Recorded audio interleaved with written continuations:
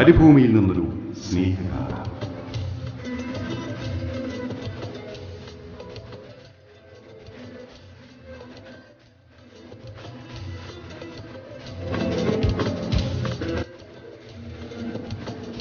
ആധുനികതയുടെ ആഡംബരങ്ങൾക്കും ജീവിത സുഖസൗകര്യങ്ങൾക്കും നന്ദിപ്പോലും മനുഷ്യൻ ഇന്ന് അസ്വസ്ഥനാണ്. അമിതമായ ആഗ്രഹങ്ങൾ സമ്മാനിക്കുന്ന നിരാശകളുടെ ശവപ്പറമ്പായി മാറി മനസ്സ്. ആവലാതികൾക്കും ആശങ്കകൾക്കും സങ്കടങ്ങൾക്കും അവസാനമില്ല. എന്തേ ഇങ്ങനെ? തിരക്ക് പിടിച്ച ഈ ജീവിതത്തിനിടയിൽ ഒരു നിമിഷം ഒന്ന് ചിന്തിച്ചു നോക്കാൻ പോലും നമുക്ക് സമയം കിട്ടുന്നില്ല. ഇല്ല, ഇവിടെ ഞങ്ങൾ ഒരു ചെറു തിരി കൊടുക്കുകയാണ്. അങ്ങനെയൊരു ചിന്തയിലേക്ക് നയിക്കാനുള്ളതെന്ന് ഒരു ചെറുകൈത്തിരി.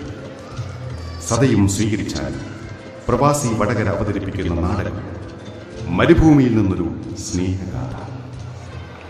രചന സംവിധാനം ഫാറൂഖ്. രംഗത്ത് ABM Unni, Ashiq Mahi, Muhammad Ali Koyilandy, Jamal Velu, Anwar Guruvayur, Anas Edavanna, advocate Zakariya Vavad, Saleem PT, Mansoor Murichandi, Arif K, Mansoor Ali B, Abubakar Vaikkile, Hashim Vadakara, Sahad Vadakara, Shamsu Pattambi, Fajaruddin Kannankara, Rayees Peringali. കൂടാതെ Ajmal KV, Amal Mansoor, Shana Arif. Recording and re recording Dennison Varghese. Makeup Mahesh. ശബ്ദം വെളിച്ചം രംഗപടം പ്രമോദ് ICRC. പിന്നണി ബന്ന ചന്നമംഗലൂർ, സുധീർ, മിസ്ബാഹ കൊയിലാണ്ടി, എലിസബത്ത് ജിജോ. നാടകം ആരംഭിക്കുന്നു.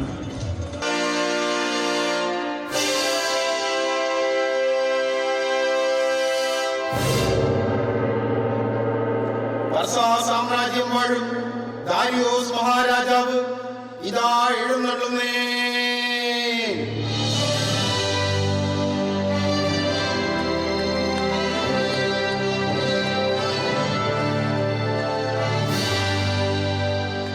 ദാരിയോസ് മഹാരാജൻ നീണാൾ വാഴട്ടെ. ദാരിയോസ് മഹാരാജൻ നീണാൾ വാഴട്ടെ. സാമ്രാജ്യം വിജയിക്കട്ടെ. രാജസദസ്സിന് അഭിവാദ്യങ്ങൾ. ദാരിയോസ് മഹാരാജനും അഭിവാദ്യങ്ങൾ. മന്ത്രിപ്രമുഖരെ, ആദ്യമായി താങ്കൾ തന്നെ ബോധിപ്പിച്ചാൽ എന്തൊക്കെയാണ് നാട്ടിലെ പുതിയ വർത്തമാനങ്ങൾ? മഹാരാജൻ, പരാതികളും പരാധീനതകളും മുമ്പെങ്ങുമില്ലാത്ത വിധം വർദ്ധിച്ചിരിക്കുകയാണ്. കാരണം പ്രജകൾക്ക് സന്തോഷമായി കഴിയാനുള്ള എല്ലാ കാര്യങ്ങളും നാം ചെയ്തു കൊടുക്കുന്നില്ല. രാജകാര്യസ്ഥരെ പറയൂ, പതിവ് നയങ്ങളിൽ നിന്നും പുതുതായി എന്തെങ്കിലും മാറ്റങ്ങൾ വരുത്തിയിട്ടുണ്ടോ? ഒരു മാറ്റവും വരുത്തിയിട്ടില്ല മഹാരാജൻ. സൗജന്യങ്ങളും ഇളവുകളുമെല്ലാം അതേപടി തുടരുന്നുണ്ട്. പിന്നെ എന്തുകൊണ്ട് പ്രജകളെ ബാധിക്കുന്ന വിധത്തിലുള്ള പുതിയ ചുങ്കങ്ങളോ പിഴകളോ ഒന്നും നാം ചുമത്തിയിട്ടുമില്ലല്ലോ? ഭൂമിയിലെ പകിട്ടാർന്ന വിഭവങ്ങളോട് മനുഷ്യന് തോന്നുന്ന ആകർഷണം, എത്ര കിട്ടിയാലും മതി വരാത്ത മനുഷ്യന്റെ ദുരാഗ്രഹം, പരാധീനതകളുടെയും പരാതികളുടെയും മുഖ്യ ഹേതു ഇവയൊക്കെ തന്നെയാണ് മഹാരാജൻ. രാജഗുരു പറഞ്ഞതാണ് സത്യം. ഇനി സൈന്യാധിപന് എന്താണ് ബോധിപ്പിക്കാനുള്ളത്? മഹാരാജൻ വിജയിച്ചാലും രാജ്യത്ത് കൊള്ളയും കൊലയും അതിക്രമങ്ങളും വർദ്ധിച്ചു വരികയാണ്. നാം എത്ര തന്നെ കരുതലുകൾ എടുത്തിട്ടും ശിക്ഷാ നടപടികൾ നടപ്പാക്കിയിട്ടും ഈ അക്രമങ്ങളെ തടയാൻ നമുക്ക് ആവുന്നില്ല മഹാരാജൻ. എന്താണ് ഈ കേൾക്കുന്നത്? കണ്ണത്താദൂരം വ്യാപിച്ചു കിടക്കുന്ന പർസ മഹാസാമ്രാജ്യത്തിന്റെ മുഖ്യ സൈന്യാധിപരെ താങ്കൾക്ക് ഇത്തരമൊരു കാര്യം ബോധിപ്പിക്കുന്നതിൽ യാതൊരു സങ്കോചവും തോന്നുന്നില്ല.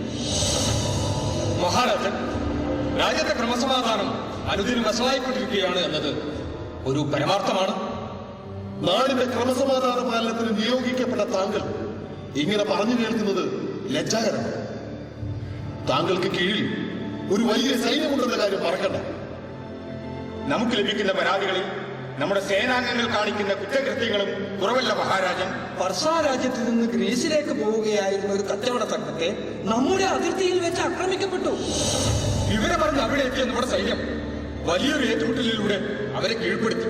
ബന്ധനസ്ഥരായ അവരെയും കൊണ്ട് നമ്മുടെ സൈന്യം രാജാവിന് മുഖം കാണിക്കാൻ അനുവാദം ചോദിച്ച് കാത്തു നിൽക്കുന്നു. വരാൻ പറയൂ. ആരെവിടെ? ആ തടവുകാരെ ഹാജരാക്കാൻ പറയൂ.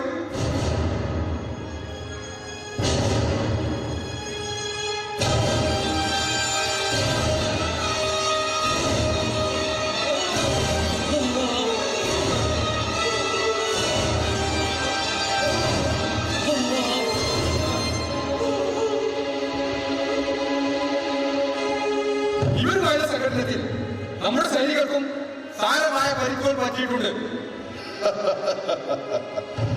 നമ്മുടെ പടയാളികൾ ധീരന്മാർ തന്നെ. മന്ത്രിപ്രമുഖരെ, മിടുക്കന്മാരായ ഈ സേനാനികൾക്ക് അവർ അർഹിക്കും വിധത്തിലുള്ള പാരിതോഷികങ്ങൾ തന്നെ നൽകും. ആരവിടെ? പാരിതോഷികങ്ങൾ കൊണ്ടുവരൂ. പർസാ സാമ്രാജ്യത്തിന്റെ അഭിമാനമാണ് ഈ പടയാളികൾ, കേമന്മാർ. ഇവരെ വേണ്ട വിധത്തിൽ ആദരിക്കുക തന്നെ വേണം.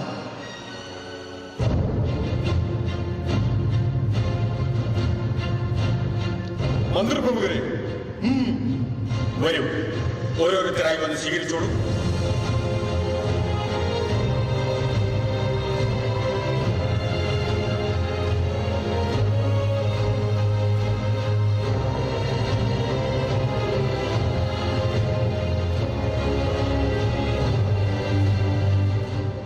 മഹാരാജൻ, നമ്മുടെ രാജ്യം കണ്ടതിൽ വെച്ച് ഏറ്റവും ക്രൂരന്മാരായ കുറ്റവാളികളാണ്. ആ കച്ചവട സംഘത്തിലുണ്ടായിരുന്ന യുവാക്കളെയും വൃദ്ധന്മാരെയും, എന്തിന് കുഞ്ഞുങ്ങളെ വരെയും ഇവർ കൊന്നുകളഞ്ഞു. സ്ത്രീകളെ കൂട്ടമായി മാനവകം. അവരുടെ സമ്പത്ത് മുഴുവൻ കൊള്ള ചെയ്തു. വണ്ടികളും സാധനങ്ങളും എല്ലാം നശിപ്പിച്ചു. മതി, നമുക്ക് കേൾക്കണ്ട. മനുഷ്യരൂപം കൊണ്ട് ഈ ചെന്നൈക്കളെ അവിടെ വെച്ച് തന്നെ വലിച്ചു കളയാമായിരുന്നില്ലേ? ഇത്തരം കുറ്റവാളികൾക്ക് വേണ്ടി രാജ്യത്തിന്റെ സമയവും സമ്പത്തും ദുർവ്യയം ചെയ്യുന്നത് പാപം തന്നെയാണ്.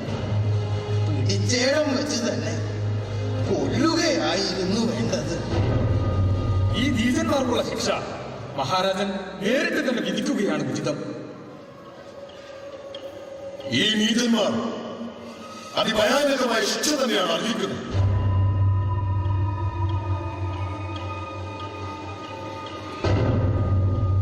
ഇവർ ആ കച്ചവട സംഘത്തെ എങ്ങനെ പീഡിപ്പിച്ചുവോ അതിലും ക്രൂരമായി തന്നെ ഇവരെ പീഡിപ്പിക്കുക. ശേഷം ഇവരുടെ തലകൾ അറുത്തെടുത്ത് രാജകവാടത്തിൽ കെട്ടിത്തൂക്കുക. മറ്റുള്ളവർക്കൊക്കെയും ഇതൊരു പാഠമായിരിക്കട്ടെ. ഉത്തരവ് പ്രഭോ. കൊണ്ടുപോകും.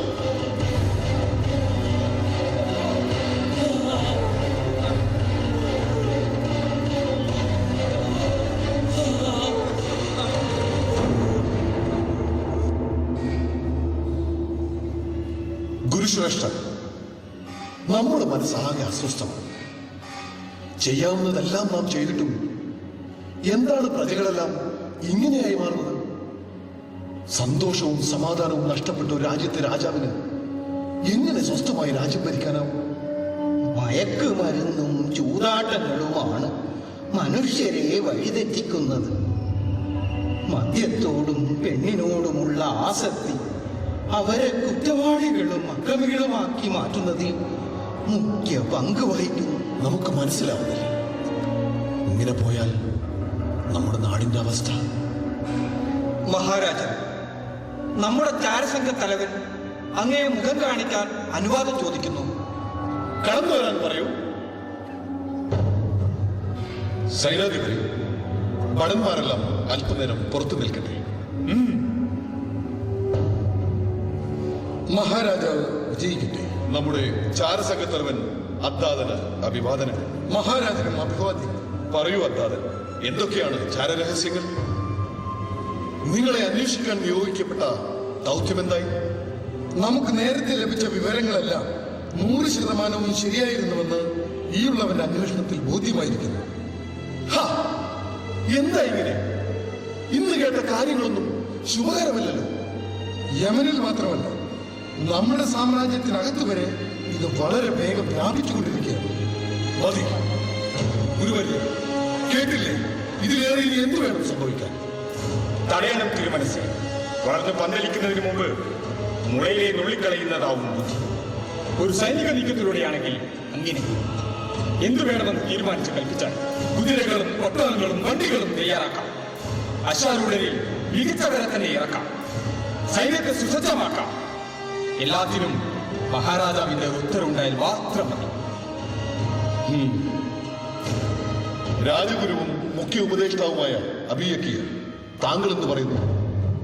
ഒരു സൈനിക നീക്കം അത് വേണോ എന്ന് പലതവണ ആലോചിക്കണം. ദാരിയോസ് മഹാരാജൻ ലോകങ്ങൾ വെട്ടിപ്പിടിച്ച മഹാചക്രവർത്തിയാണ്. മഹാരാജന്റെ പേര് കേട്ടാൽ നടുങ്ങാത്ത നാടുകളും ഉണ്ടാവില്ല. പക്ഷേ എന്താണ് ഒരു പക്ഷി? പാതി വഴിയിൽ നിർത്താതെ ഗുരു ഉദ്ദേശിക്കുന്നത് എന്തെന്ന് വ്യക്തമാക്കും. മഹാരാജൻ, ഒരുപാട് രക്തച്ചൊരിച്ചിലുകളിലൂടെയാണ് നാം ഈ സാമ്രാജ്യം കെട്ടിപ്പടുത്തത്. എന്തിന്റെ പേരിലായാലും ഇനിയും ഒരു രക്തച്ചൊരിച്ചിൽ ആവർത്തിക്കണം. അതിന് ഇത് സാമ്രാജ്യ വികസനത്തിനല്ലല്ലോ ഗുരുശ്രേഷ്ഠ. പരമ്പരാഗത വിശ്വാസങ്ങളെ നശിപ്പിക്കാൻ ഉദിച്ച ഒരു പുത്തനാശയത്തിനെതിരെയാണ് ഈ പടയൊരുക്കം. ദൈവങ്ങളുടെ ബിംബങ്ങൾ അത്രയും തച്ചുടയ്ക്കുന്ന ഒരു സംസ്കാരം കടന്നു വരുമ്പോൾ നമ്മൾ കയ്യും കെട്ടി നോക്കി നിന്നാൽ നമ്മുടെ പൂർവികർ നമ്മോട് പൊറുക്കുമോ? രക്തച്ചൊരിച്ചിലുകൾ ഒഴിവാക്കിയുള്ള മറ്റെന്തെങ്കിലും വഴി തേടുന്നതാവും ഉചിതം എന്നേ ഈ ഉള്ളവൻ ഉദ്ദേശിച്ചു. ഒരു സൈനിക നീക്കം ഒഴിവാക്കണമെന്ന് തന്നെയാണ് അടിയനെയും നിർദ്ദേശം. കാരണം ഒരു കൊടുങ്കാറ്റായി നമ്മൾ ആഞ്ഞടിച്ചാൽ അതിനെ ഒരു ഇളം കാറ്റായി തിരിച്ചയക്കാൻ കഴിവുള്ളവരാണവർ. അപ്പോൾ എന്താണ് ഇനിയൊരു മാർഗം? എന്തു വില കൊടുത്തും നാം ഇത് തടഞ്ഞേ പറ്റൂ. ആയുധവും ആൾബലവും കൊണ്ട് നേടാൻ കഴിയാത്തത് ചിലപ്പോൾ ബുദ്ധിയും വിവേകവും കൊണ്ട് നേടാനാവും മഹാരാജൻ. ഗുരു പറഞ്ഞു വരുന്നത് ഒരു ദൗത്യ സംഘം, ദൗത്യങ്ങൾ ഇവയൊക്കെ മനസ്സിൽ ഉറച്ചു വരുന്ന വിശ്വാസത്തെ തകർക്കാൻ പോകുന്ന പ്രലോഭനങ്ങൾ, വാഗ്ദാനങ്ങൾ, ജീവിത സുഖ സൗകര്യങ്ങളിലേക്ക് ആകർഷിപ്പിച്ച് മനസ്സിനെ കീഴ്പ്പെടുത്തൽ, അനുനയത്തിന്റെയും വിധേയത്വത്തിന്റെയും ഭാഷയിൽ വശീകരിച്ച് പെണ്ണും മദ്യവും നൽകി ഉച്ചോടും നശിപ്പിക്കും. ഭാരിച്ച ദൗത്യമാണ്, എങ്കിലും ഫലിക്കുമെന്നുറപ്പുള്ള ഒരു ദൗത്യം. കൊള്ളാം. ഗുരുവിന്റെ ഈ നിർദ്ദേശം ഖേമം തന്നെ. തിരുമനസ് അനുവദിക്കുകയാണെങ്കിൽ ഈ ദൗത്യം ഏറ്റെടുക്കാൻ ഈ ഉള്ളവൻ ഒരുക്കണം. വേണ്ട, ഒരു ദൗത്യ സംഘത്തെ അയച്ച് അവർ തിരിച്ചു വരും വരെയുള്ള കാത്തിരിപ്പ്. നമുക്കതിനുള്ള ക്ഷമയില്ല. അല്ലാതെ മറ്റെന്ത് മാർഗമുണ്ട് മഹാരാജൻ? നാം നേരിട്ട് തന്നെ ഈ ദൗത്യ സംഘത്തെ നയിക്കും. സംഘത്തിൽ മന്ത്രി, സേനാധിപൻ, രാജഗുരു, ചാരസംഘത്തലവൻ, പിന്നെ വിശ്വസ്തരായ 2 സേവകർ, ഇത്രയും പേർ. ഈ ഉള്ളവനെ കൂടി ഈ സംഘത്തിൽ ഉൾപ്പെടുത്തിയതിൽ അതിയായ സന്തോഷമുണ്ട് തിരുമനസ്സേ. വേണ്ട ഘട്ടങ്ങളിൽ നയപരമായ ചില ഉപദേശങ്ങൾ നൽകാൻ അടിയനാവും. എത്തേണ്ടിടത്തെക്കുറിച്ചും ദിക്കുകളെക്കുറിച്ചുമൊക്കെ വിശദമായ വിവരങ്ങൾ നൽകാൻ ഈ ഉള്ളവനുമുണ്ട്. എങ്കിൽ മന്ത്രി പ്രമുഖരെ വേണ്ട ഒരുക്കങ്ങൾ തുടങ്ങിക്കോ. എല്ലാം വേണ്ടതുപോലെ ചെയ്തു കൊള്ളാം പ്രഭു. രാജാവും മുഖ്യസ്ഥാനീയരും ഇല്ലാതെ വന്നാൽ രാജകാര്യങ്ങളും ഭരണവുമെല്ലാം അവതാളത്തിലാവില്ലേ? ഇല്ല, ഒന്നും സംഭവിക്കില്ല. കാര്യങ്ങളെല്ലാം ഭംഗിയായി തന്നെ നടക്കാൻ വേണ്ട നിർദ്ദേശങ്ങൾ നാം താങ്കൾക്ക് നൽകാം. പ്രജകൾ അറിഞ്ഞാൽ ഒരാളും അറിയണം. നാം ഇവിടെ ഉണ്ടെന്ന രീതിയിൽ തന്നെ വേണം കാര്യങ്ങൾ നടപ്പിലാക്കാൻ. വഴിമധ്യേ നമ്മെ ആരും തിരിച്ചറിയാത്ത വിധമാവും നമ്മുടെ യാത്ര. ചില പദ്ധതികളൊക്കെ നമ്മുടെ മനസ്സിൽ തെളിയുന്നുണ്ട്. അവിടുത്തെ പദ്ധതികൾ പോലെ എല്ലാം മംഗളമായി നടക്കട്ടെ. എന്നാലും നമ്മെ അത്ഭുതപ്പെടുത്തുന്നത് എവിടുന്ന് ഇത്തരത്തിലൊരു ആശയം ഉദിച്ചുയർന്നു എന്നാണ്. എങ്ങനെ ഇതിന് ഇത്രയേറെ പ്രചാരം ലഭിക്കുന്നു എന്നതും നമ്മിൽ അതിശയോക്തി വർദ്ധിപ്പിക്കുന്നു. അങ്ങ് അറേബ്യൻ നാടുകളിൽ നിന്നുമാണ് ഈ ആശയം പ്രചരിച്ചു തുടങ്ങിയിട്ടുള്ളത്. മുഹമ്മദ് എന്നൊരു പ്രവാചകനിലൂടെ അവരുടെ ഏകദൈവം ഇറക്കിക്കൊടുക്കുന്ന ദൈവിക ഗ്രന്ഥത്തെ അടിസ്ഥാനപ്പെടുത്തി ജീവിതം ക്രമീകരിച്ചെടുക്കുന്ന ഒരു ജനത. ഏതോ ഒരു കെട്ടുകഥ കേൾക്കുന്ന പോലെയുണ്ട്. അവരെ സൃഷ്ടിച്ച് പരിപാലിക്കുന്ന ഏകദൈവത്തെ അല്ലാതെ പ്രപഞ്ചത്തിൽ ഒന്നിനെയും ഭയപ്പെടാത്ത എന്ത് സൃഷ്ടിയും പരിപാലനവുമെല്ലാം ഒരു ദൈവത്തെ കൊണ്ടു. അത് മാത്രമല്ല, അന്ത്യനാൾ, ഉയർത്തെഴുന്നേൽപ്പ്, പരലോക ജീവിതം, അന്ത്യവിധി ഇവയെല്ലാം ഈ ദൈവത്തിൽ നിന്നാണെന്ന് അവർ വിശ്വസിക്കുന്നു. എന്തു വിട്ടിതമാണിത്? നമുക്ക് ഇത്രയധികം ദൈവങ്ങളുണ്ടായിട്ടും അവർക്കൊക്കെയും ഇത് ഏറെ പ്രയാസകരം തന്നെ. ഏറെ ചിരിക്കാൻ പറ്റുന്ന ഒരു വലിയ ഫലിതം തന്നെയാണ് കേൾക്കുന്നത്. നമുക്കൊക്കെ ഇത് ഫലിതവും വിഡിത്തവും, എന്നാൽ അവർക്കിത് പ്രാണനാണ്. ഈ വിശ്വാസം തന്നെയാണ് അവർക്ക് അവരുടെ ജീവിതം. അത് നമ്മൾ തകർത്തേ മതിയാവും, എത്രയും വേഗം. ഏതായാലും യാത്രക്കുള്ള എല്ലാ ഒരുക്കങ്ങളും ഉടൻ പൂർത്തിയാവട്ടെ. ഉത്തരവ് പ്രഭു, എല്ലാം വേണ്ടതുപോലെ തന്നെ ചെയ്തുകൊള്ളാം. ആവട്ടെ, ചാരസംഘത്തലവ, താങ്കൾ തന്നെ പറയും. ആദ്യത്തെ നമ്മുടെ ലക്ഷ്യം എവിടേക്കാണ്? അറേബ്യ? അല്ല പ്രഭു, യമനിലെ ഒരു ചെറു രാജ്യം. അവിടെ നിന്നാണ് നമ്മുടെ സാമ്രാജ്യത്തിലേക്ക് ഇവ പടർന്നു കയറുന്നത്. അതാവട്ടെ നമ്മുടെ ആദ്യ ലക്ഷ്യം. അവരുടെ സൈന്യം ഏറെ കരുത്തുറ്റതാണ്. സൈനികരോ പട്ടാളമോ ഇല്ലാത്ത ഒരിടമാണ് അവിടെ.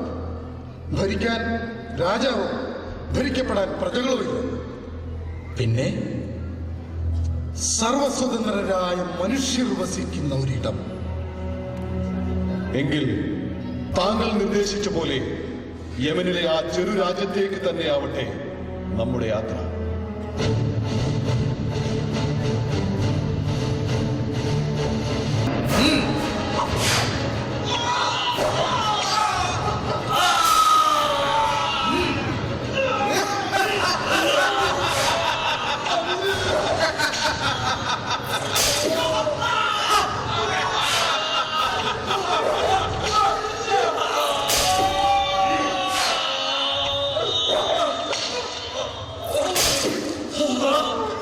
അരുത്, അരുത്, ഇനിയെങ്കിലും പീഡിപ്പിക്കരുത്. ഈ വേദന സഹിക്കാനാവുന്നില്ല.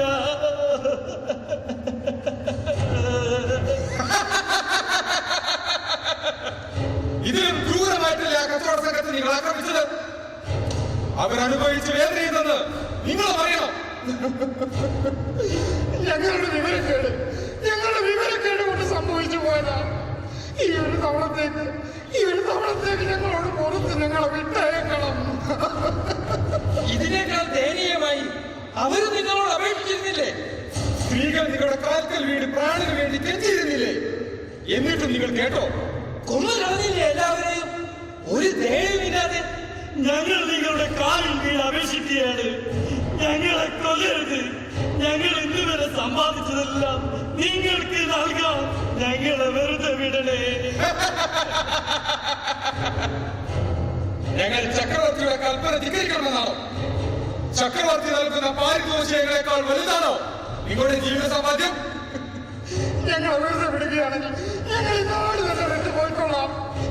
ഞങ്ങളെ കൊണ്ട് ഇനി ഒരു ഉപദ്രവവും ഉണ്ടാവില്ല. ഞങ്ങൾ തേൻ അപേക്ഷിക്കുകയാണ്. ഞങ്ങളെ കൊല്ലാതെ വിടണം. ഞങ്ങളെ കൊല്ലരുത്, കൊല്ലരുത്, കൊല്ലരുത്.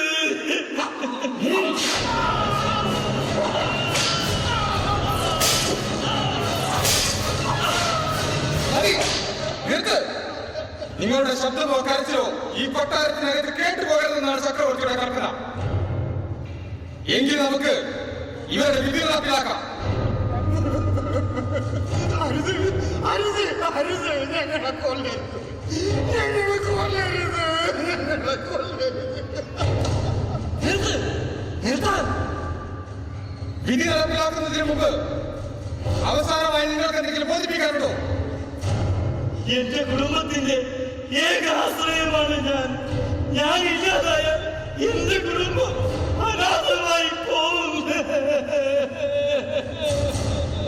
വൈകിപ്പോയി. ഈ ചിന്ത നേരത്തെ വേണമായിരുന്നു. അവസാനമായി ആഗ്രഹങ്ങളൊന്നും ബോധിപ്പിക്കാനില്ലെങ്കിൽ ശിക്ഷാവിധി നടപ്പാക്കുകയാണ്. എനിക്കെന്റെ കുടുംബത്തെ ഒന്ന് കാണണം. എനിക്ക് ഒന്ന് കാണണം.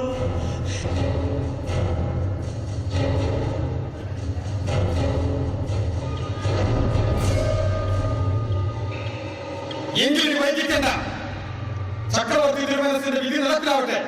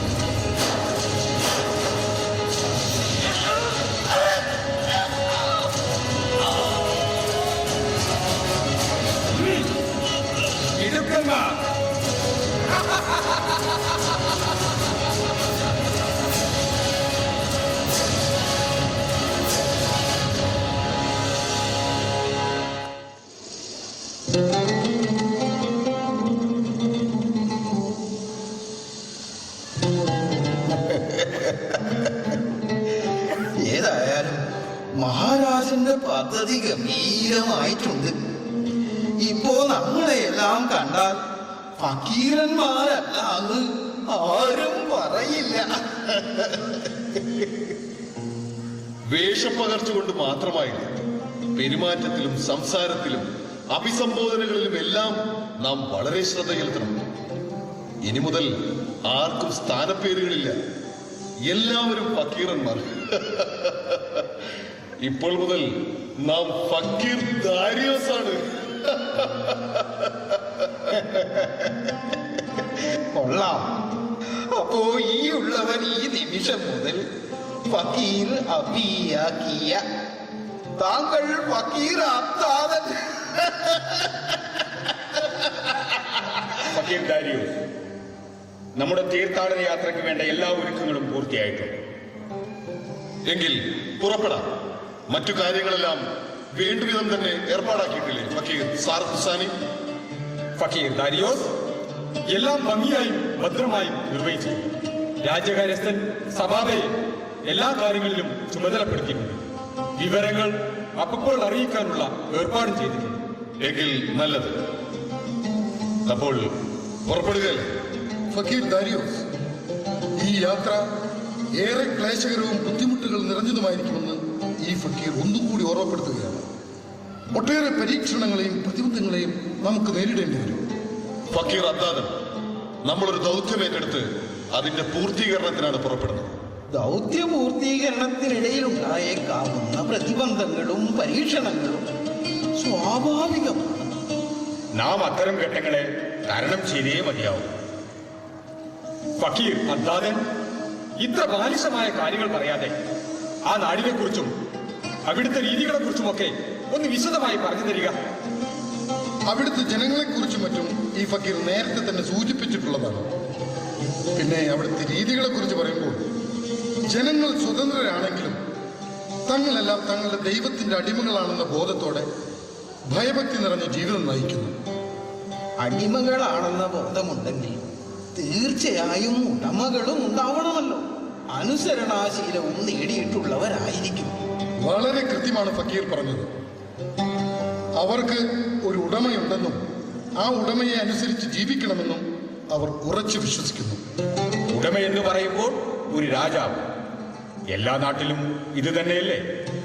അല്ല, അവരുടെ ദൈവമാണ് അവരുടെ ഉടമ, അല്ലാഹ്. ആ ദൈവത്തിന് മാത്രമാണ് സർവ്വ ആരാധനകളും സ്തുതികളും.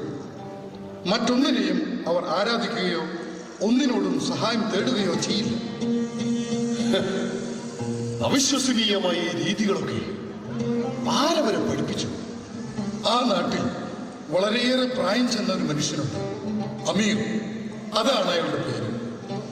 ആ നാടിന്റെ ഐശ്വര്യവും സന്തോഷവും സമാധാനവും എല്ലാം ആ മനുഷ്യനാണ്. നമുക്ക് കാണേണ്ടതും അദ്ദേഹത്തെ തന്നെയാണ്. അദ്ദാദന്റെ വിവരണങ്ങൾ ഏതോ ഒരു മാന്ത്രിക കഥ പോലെ തോന്നും. ഏതായാലും സത്യാവസ്ഥ നേരിട്ടറിയാം. ഈ പുത്തനാശയം പാരിലാകെ പരക്കുന്നതിന് മുമ്പ് തടയപ്പെടുകയും വേണം. എങ്കിൽ ഇനി താമസിപ്പിക്കണ്ട, വരൂ, നമുക്ക് പുറപ്പെടാം.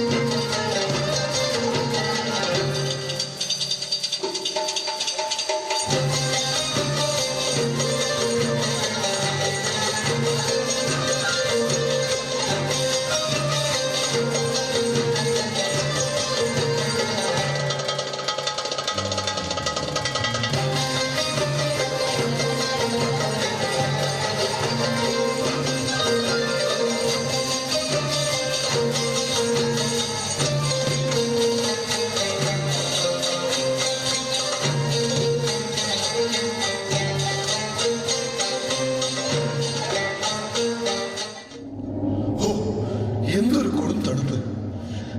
അസഹനീയം തന്നെ. ദാരിയോസ് ഫക്കീർ വല്ലാതെ ക്ഷീണിക്കുകയും ചെയ്തു അല്ലേ? ഈ ഫക്കീർ പുറപ്പെടുന്നതിന് മുമ്പേ സൂചിപ്പിച്ചതാണ് യാത്ര ഏറെ ക്ലേശകരമായിരിക്കുമെന്ന്. ക്ലേശകരമായിട്ടെന്തും നേടുവിൻ, നേടിയ സംതൃപ്തി വിവരണാതീതമായിരിക്കും. ആരാണ് അവിടെ? ആരായാലും ഇരുട്ടിൽ മറഞ്ഞിരിക്കാതെ വെളിച്ചത്തിലേക്ക് വരിക. പോയി നോക്കി, പോയി പിടിച്ചുകൊണ്ട് വരിക. വേണ്ട ഫക്കീർ, അയാൾ ആരാണെങ്കിലും സ്വയം വെളിച്ചത്തേക്ക് വരും. നമ്മൾ ഫക്കീർമാരെന്തിന് രാജാക്കന്മാരെ പോലെ പെരുമാറും? ഫക്കീർ ദാരിയോസ് കൊടുക്കണം. ഒരു നിമിഷത്തേക്ക് ഞാൻ താങ്കൾ ഇങ്ങനെ ഈ കൊടുന്തടുപ്പിൽ ഇരുട്ടിൽ മറഞ്ഞിരിക്കണം. ഇങ്ങോട്ട് വരികയാണെങ്കിൽ ഈ തീയുടെ ചൂട് ഞങ്ങളോടൊപ്പം പങ്കിടാം.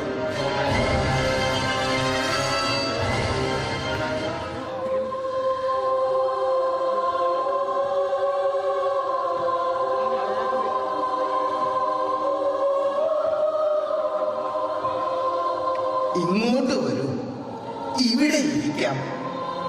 നിങ്ങൾ ഒരാൾ കൂടി ഈ തീ കായുകയാണെന്ന് വെച്ച് തീയുടെ ചൂടിന് കുറവൊന്നും വരില്ല.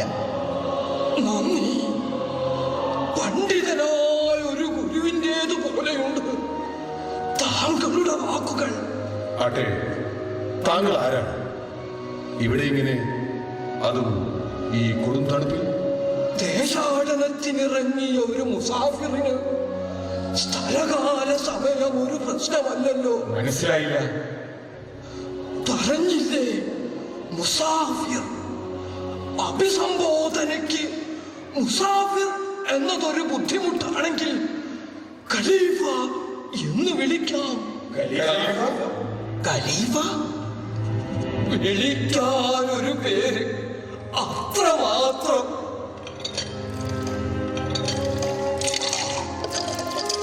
അല്ലെങ്കിലും ഒരു പേരിൽ എന്തിരിക്കുന്നു? ഒരേ പേരിൽ അനേകായിരം ആളുകൾ. പരസ്പരം തിരിച്ചറിയാനുള്ള ഒരു അടയാളം മാത്രമാണ് പേരുകൾ. വിവേകിയായ ഒരു ജ്ഞാനിയുടെ വാക്കുകൾ തന്നെ ദേശാടനത്തിനിടെ പ്രതീക്ഷിക്കാത്ത ഒരു വെട്ടവും ആളനക്കവും കേട്ടപ്പോൾ എന്തെന്നറിയാൻ ഇങ്ങോട്ട് തിരിഞ്ഞു. പേടിച്ചിട്ടാ മാറി നിന്നത്. ആരെന്നും എന്തെന്നും അറിയാതെ അപകടത്തിൽ ചാടരുതല്ലോ. ഇപ്പോൾ പേടി മാറിയതുകൊണ്ടാണോ ഞങ്ങളുടെ കൂട്ടത്തിൽ കൂടിയത്? തീർച്ചയായും അതെ.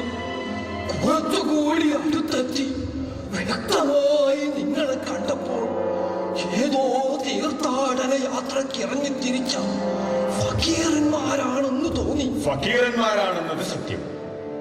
തീർത്ഥാടന യാത്രയ്ക്ക് ഇറങ്ങിയതാണെന്ന് എങ്ങനെ മനസ്സിലായി? ഫക്കീർ മാറിസ, എന്താണ്, എന്തിനാണ് അദ്ദേഹത്തെ ഇങ്ങനെ ചോദ്യം ചെയ്യുന്നത്? ഫക്കീറാണെങ്കിലും നയിക്കാൻ പ്രാപ്തൻ തന്നെയാണ് താങ്കൾ. ഈ സംഘത്തെ നയിക്കുന്നതും താങ്കൾ തന്നെ ആയിരിക്കും അല്ലേ? പറയൂ, താങ്കൾ ആരാണ്? പറഞ്ഞല്ലോ, മുസാഫിർ. വിളിക്കാൻ ഒരു പേരും നിർദ്ദേശിച്ചു, ഖലീഫ. മുസാഫിർ, ഖലീഫ, യോജിച്ച പേര് തന്നെ. വേഷവിധാനങ്ങളും പേരിന് അന്വർത്ഥമാക്കുന്നുണ്ട്. താങ്കളുടെ വേഷവിധാനങ്ങളും ഒരു ഫക്കീറിന് യോജിച്ചവ തന്നെ. പക്ഷേ താങ്കളുടെ ആകാര സൗഷ്ഠവവും മുഖശ്രീയുമെല്ലാം ഒരു ചക്രവർത്തിക്ക് യോജിച്ച ലക്ഷണങ്ങളാണ്. താങ്കൾക്ക് എവിടെ നിന്നെങ്കിലും ഒരു ചക്രവർത്തിയുടെ ആടയാഭരണങ്ങൾ കാഞ്ഞു കിട്ടുകയാണെങ്കിൽ അവയും അണിഞ്ഞു നോക്കണം. ആര് കണ്ടാലും ബഹുമാനാദരങ്ങൾ നൽകി പോകും. മനസ്സിലായില്ല. ഫക്കീറായാലും മുസാഫിറായാലും ഇനി സാധാരണ മനുഷ്യനായാലും താൻ ചക്രവർത്തിയായി മാറുന്ന ഒരു സ്വപ്നം കാണുന്നതിൽ വലിയ തെറ്റൊന്നുമില്ലല്ലോ. താങ്കൾ നല്ലൊരു ഫലിതപ്രിയൻ കൂടിയാണ് അല്ലേ? ഞാൻ മാത്രമല്ല, നമ്മൾ ഓരോരുത്തരും അവരവരുടെ ജീവിതം തന്നെ എത്ര വലിയ ഫലിതമാണെന്ന് സ്വയം ചിന്തിച്ചാൽ ബോധ്യപ്പെടും. ആട്ടെ, താങ്കൾ ആഹാരം വല്ലതും കഴിച്ചതാണ്? ഇല്ല, നല്ല വിശപ്പുണ്ട്. അതിനേക്കാൾ ഉപരി ആർത്തിയുമുണ്ട്. എങ്കിൽ ഫക്കീറന്മാരെ, ഇനി നമുക്ക് ആഹാരം വല്ലതും കഴിച്ചിട്ടാവാം മറ്റു വർത്തമാനങ്ങൾ. തീർച്ചയായും അത് തന്നെയാണ് ഉചിതവും. എങ്കിൽ എടുത്തോളൂ.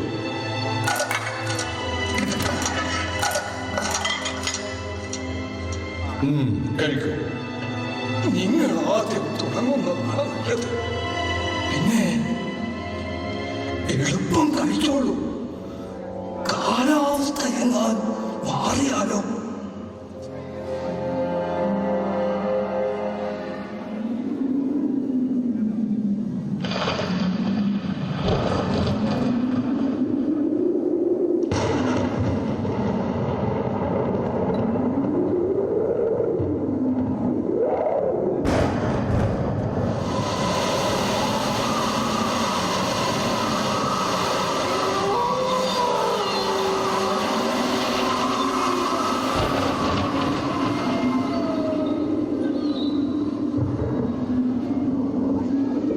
എന്താണ് ഈ ശബ്ദങ്ങളൊക്കെ?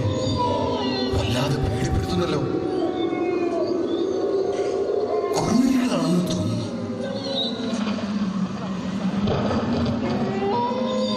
തന്നെ മാംസഭോജികളായ കുറുനരികൾ മരുഭൂമിയിൽ അലഞ്ഞു തിരിഞ്ഞിട്ടും ആഹാരമൊന്നും ലഭിക്കാതെ വരുമ്പോൾ ആർത്തി പൂണ്ടലയുകയാണ്.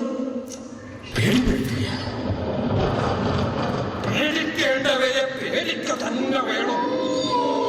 ഇതെന്ന് വലഞ്ഞ അവയ്ക്ക് കലമാന്റെ ഇറച്ചിയായാലും പച്ച മനുഷ്യന്റെ മാംസമായാലും വ്യത്യാസമൊന്നുമില്ല.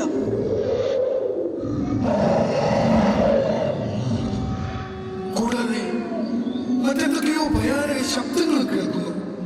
ഭയമെന്നും ധൈര്യമെന്നും നാം നിർവചിക്കുന്നതെന്തോ അവ നിത്യജീവിതത്തിൽ അനുഭവിക്കാനുള്ള പ്രകൃതിയുടെ ഒരു നടപടിയാണിത്. ഏതായാലും മനസ്സിനെ ധൈര്യപ്പെടുത്തി കൂട്ടം ചേർന്നിരുന്നോളൂ, ജാഗ്രതയോടെ. ഈ ഭീകര രാത്രിയെ നമ്മൾ അതിജീവിച്ചേ തരവുള്ളൂ.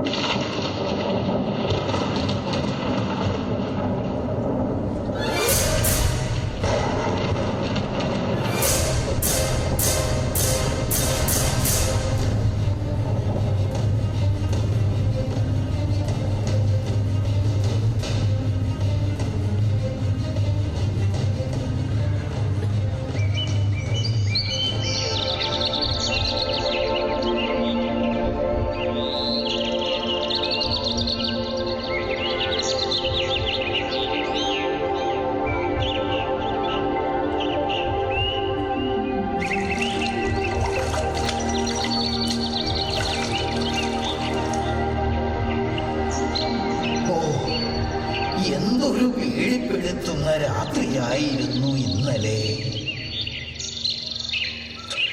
ഈ പ്രഭാതം നോക്കൂ, എത്ര സുന്ദരം.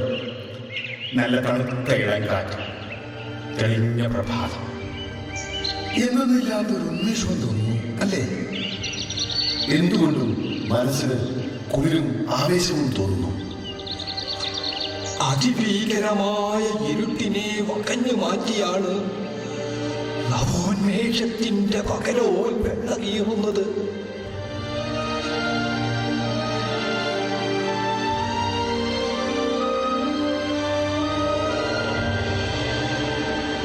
ആട്ടെ, ഇനി എന്താണ് താങ്കളുടെ പരിപാടി? ഒരർത്ഥത്തിൽ നിങ്ങളുടെ തീർത്ഥാടനവും എന്റെ ദേശാടനവുമെല്ലാം ഒന്ന് തന്നെയാണെന്ന് ഞാൻ മനസ്സിലാക്കുന്നു. മനസ്സിലായില്ല. നിങ്ങൾക്ക് വിരോധമില്ലെങ്കിൽ ഞാനും നിങ്ങളുടെ കൂടെ കൂടിയാലോ? വിരോധമില്ലെന്ന് മാത്രമല്ല, അത് നമുക്ക് വളരെയധികം സന്തോഷം നൽകുന്നതാണ്.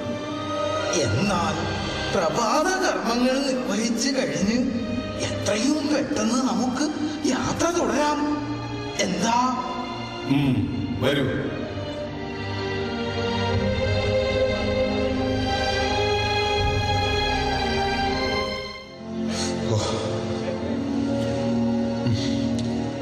വല്ലാതെ ക്ഷീണിച്ചുപോയി. ഇനി അല്പം വിശ്രമിച്ചിട്ടാവാം യാത്ര. എന്താ? ഉചിതമായ നേരത്ത് വേണ്ടുന്ന തീരുമാനം തന്നെ. പറയൂ അത്താതൻ, നമ്മൾ ഇനിയും ഒരുപാട് ദൂരം സഞ്ചരിക്കേണ്ടതുണ്ടോ? ദാരിയോസ്, നമ്മളേതാണ്ട് ലക്ഷ്യത്തോടടുത്ത് കഴിഞ്ഞിരിക്കുകയാണ്. ഇനി ഇതാ കുറച്ചു ദൂരം കൂടി മാത്രം. ദിവസങ്ങളും സമയവുമെല്ലാം എത്ര പെട്ടെന്നാണ് കടന്നു പോകുന്നത്.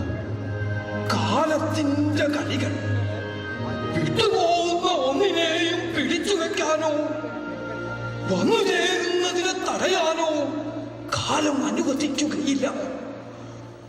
വന്നു ചേരേണ്ടവ വന്നു ചേരുക തന്നെ ചെയ്യും. വന്നു ചേരേണ്ടവ വന്നു ചേരുക തന്നെ ചെയ്യും. വന്നു ചേരേണ്ടവ വന്നു ചേരുക തന്നെ ചെയ്യും.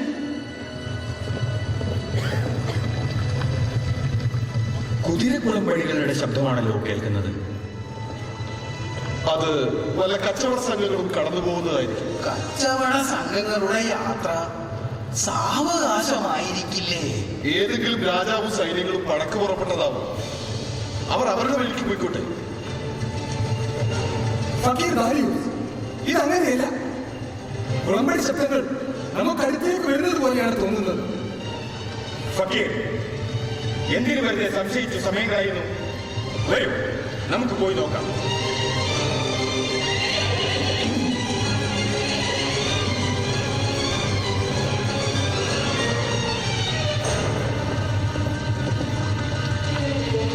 ഫക്കീർ ദാരിയൂസ്, അതിൽ കൊള്ള സംഘമാണ്. ആയുധധാരികൾ എണ്ണത്തിലും നമ്മേക്കാൾ അധികം വരും. ഫക്കീർമാർ വെറുതെ ഭയപ്പെടുക. ഭയം, പട്ടിണി, ധനനഷ്ടം, ജീവനഷ്ടം, വിഭവനഷ്ടം എന്നിവ മുഖേന നാം പരീക്ഷിക്കപ്പെടുക തന്നെ ചെയ്യും. പരീക്ഷിക്കപ്പെടുക തന്നെ ചെയ്യും. പരീക്ഷിക്കപ്പെടുക തന്നെ ചെയ്യും. ഫക്കീർ ദാരിയൂസ്, ആരാണ് അദ്ദേഹം? ഫക്കീർ അബിയക്കിയ അയാൾ പരിചയപ്പെടുത്തിയത് അയാളൊരു മുസാഫിറെന്നല്ല. നിങ്ങളെല്ലാവരും അത് കേട്ടതുമാണ്. അതിൽ കൂടുതൽ അയാളെ കുറിച്ച് എനിക്ക് എന്തറിയാം?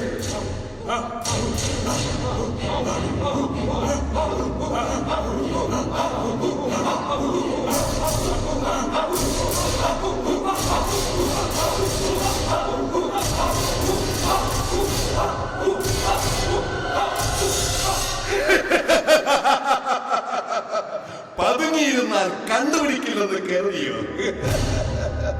ആരാണ് നിങ്ങൾ? ചോദ്യങ്ങൾ വേണ്ട, മറുപടികൾ മാത്രം. അതും ചോദിക്കുന്ന ചോദ്യത്തിന്. പറയൂ, നിങ്ങൾ ഏത് രാജ്യത്തു നിന്നും വരുന്നു? ഞങ്ങൾ പർസ രാജ്യത്ത് നിന്നും വരുന്നവരാണ്. എങ്ങോട്ട് പോകുന്നു? അറേബ്യൻ പുണ്യസ്ഥലങ്ങൾ സന്ദർശിക്കാൻ ഇറങ്ങിയ തീർത്ഥാടകരാണ്. കള്ളം പറയും. നിങ്ങൾ കച്ചവട സംഘമല്ലേ? ഫക്കീരന്മാരുടെ വേഷം കെട്ടിയാൽ തിരിച്ചറിയില്ലെന്ന് കരുതിയോ? അല്ല, ഞങ്ങൾ ഫക്കീരന്മാർ തന്നെയാണ്. ആ ഫക്കീർ പറഞ്ഞത് സത്യമാണ്. ബുദ്ധി കൊള്ളാം. ഫക്കീരന്മാരായ കൊള്ളസംഘങ്ങളുടെ കണ്ണിൽ നിന്നും രക്ഷപ്പെടാമെന്ന് കരുതിയല്ലേ? സത്യമായും ഞങ്ങൾ തീർത്ഥാടകരായ ഫക്കീറന്മാരാണ്. വേണ്ട, ഇന്നുവരെ ഒരു കച്ചവട സംഘവും ഞങ്ങളുടെ കണ്ണിൽ പെടാതെ ഈ പ്രദേശത്തു കൂടി കടന്നു പോയിട്ടില്ല. ചെങ്കിസ് ഖാന്റെ നേതൃത്വത്തിലുള്ള ഈ മരുക്കൊള്ളക്കാരുടെ കയ്യിൽ നിന്നും ഇതുവരെ ആരും രക്ഷപ്പെട്ടിട്ടുമില്ല. ഞങ്ങളെ ഉപദ്രവിക്കരുത്. എങ്കിൽ കയ്യിലുള്ളതും പാണ്ഡ്യങ്ങളിലുള്ളതും എല്ലാം അരികൾ വെച്ച് ജീവനം കൊണ്ട് രക്ഷപ്പെട്ടോളൂ. പഴം തുണികളും കുറച്ച് ഭക്ഷണ സാധനങ്ങളും അല്ലാതെ ഞങ്ങളുടെ പക്കൽ ഒന്നുമില്ല. വേണ്ട ഫക്കീർ. ഫക്കീർ എന്തിന് ഇവരോട് ഇങ്ങനെ അപേക്ഷിക്കുന്നു? അവർ പരിശോധിച്ചോട്ടെ, അപ്പോൾ അവർക്ക് ബോധ്യപ്പെടുമല്ലോ. പരിശോധനയോ? ഇല്ല, നിങ്ങൾ മര്യാദക്ക് ഞങ്ങളെ വിട്ടുപോകുന്നതാണ് നല്ലത്. ഇല്ലെങ്കിൽ ഒരാളും ഇവിടെ നിന്ന് ജീവനോടെ പോവില്ല. ഭീഷണിയും, അതും ഈ ചെങ്കിസ് ഖാനോട്.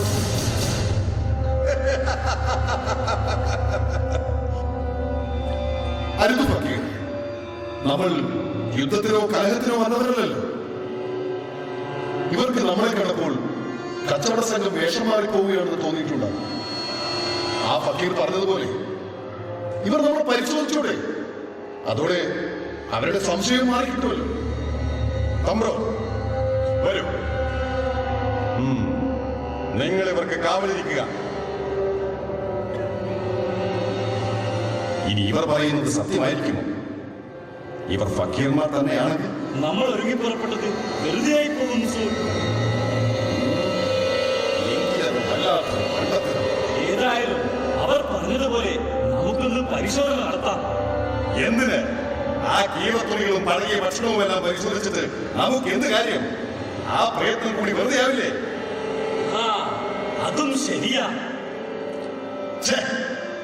ആർത്തിയോടെ പാഞ്ഞെടുത്തിട്ട് നിരാശയോടെ പിരിഞ്ഞു പോകേണ്ടി വരുമല്ലോ എന്ന് ഓർക്കുമ്പോഴാണ് നാശം.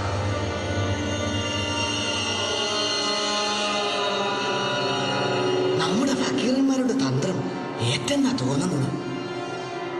ആരാ അവിടെ പിറുപിറുക്കുന്നത്? ശബ്ദമുണ്ടാക്കിയാൽ അറുത്തുകളെയും പറഞ്ഞേക്കാം. ആ, ഉസു, ഒരു ചിന്ത തോന്നുന്നു. എന്തായാലും പറയൂ തമ്പ്രോ. കണ്ടിട്ട് ഇവർക്കെല്ലാം നല്ല തടിവെളുക്കും ആരോഗ്യവുമുണ്ട്. ഇവരെ ബന്ദികളാക്കി നമുക്ക് അടിമച്ചന്തയിൽ കൊണ്ടുപോയി വിറ്റാലോ? കിട്ടുന്നതായാലും നമുക്ക് ലാഭമല്ല. കൊള്ളാം തമ്പ്രോ, കൊള്ളാം. നല്ല ചിന്ത തന്നെ, ഉഗ്രൻ. ഈ സംഘത്തിലെ ഏറ്റവും ബുദ്ധിയും കാര്യപ്രാപ്തിയും താങ്കൾക്ക് തന്നെ. അതുകൊണ്ടാണ് താങ്കളെ നാം നമ്മുടെ ഏറ്റവും വിശ്വസ്തനായ അനുയായിയായി വെച്ചിട്ടുള്ളതും. നന്ദി ഉസു, നന്ദി. എല്ലാവരുടെയും കൈകാലുകൾ വലിഞ്ഞു കെട്ടുക. വേഗം.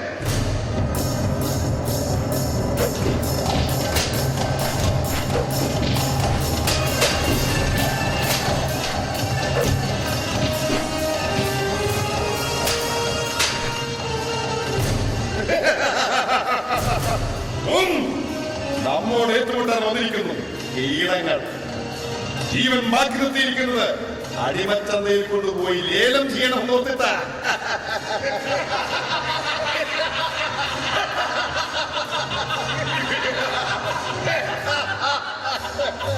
ഹുസൂർ, ഇത് കണ്ടോ? എന്താണത്? കണ്ടിട്ട് കൊട്ടാരത്തിലുള്ള സ്വർണ്ണ കിളികൾ പോലുണ്ട്. തുറന്ന് എന്താണെന്ന് നോക്കൂ. ഹുസൂർ, സ്വർണ്ണ നാണയങ്ങൾ.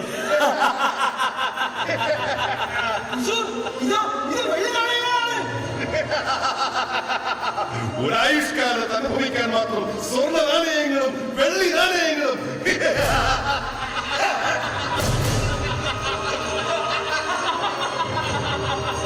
സത്യം പറ, നിങ്ങൾ ആരാണ്? ഇനി എന്തിനറിയണം അവരാരാണെന്നും എന്താണെന്നും? നമുക്കെല്ലാവർക്കും ആഘോഷമായി ജീവിക്കാൻ വേണ്ടുവോളം നമുക്ക് കിട്ടിയില്ലേ? നമുക്ക് എത്രയും പെട്ടെന്ന് ഇതെല്ലാമായി നമ്മുടെ കുടുംബങ്ങളിലെത്തണം.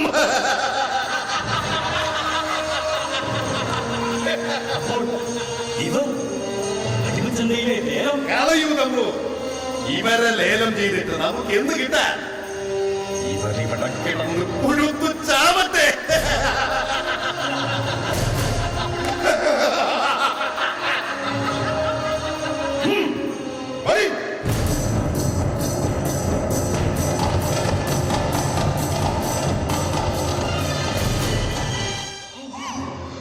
അതിലേറെ സങ്കടകരം.